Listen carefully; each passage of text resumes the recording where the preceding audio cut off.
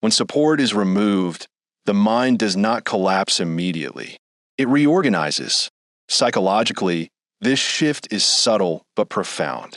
The absence of external reinforcement forces attention inward. The brain, no longer guided by approval or feedback, begins searching for internal reference points. This is where self-reliance quietly begins, not as confidence, but as necessity. In psychology, this transition is often described as a shift from an external locus of control to an internal one.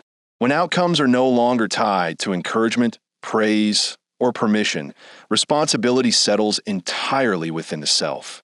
At first, this feels heavy. Without validation, effort feels uncertain. Without reassurance, doubt grows louder. But over time, something stabilizes. The mind starts measuring progress differently. Not by applause, but by consistency. Not by recognition, but by continuity.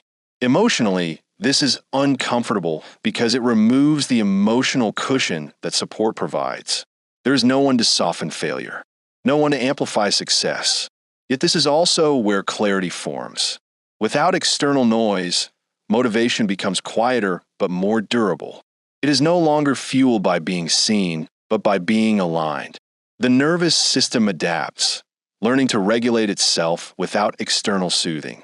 This regulation is crucial. When a person depends on support, their emotional state rises and falls with it. When they rely on themselves, emotion becomes steadier, less reactive, less fragile. Self-reliance, in this sense, is not isolation. It is internal structure, a stable sense of direction that does not require constant confirmation, a capacity to move forward even when effort feels invisible. This psychological shift does not make someone fearless. It makes them grounded. Fear still exists. Uncertainty remains. But they're no longer signals to stop. They become part of the terrain. And slowly, almost unnoticed, the mind learns something essential. Progress does not require permission. It requires presence.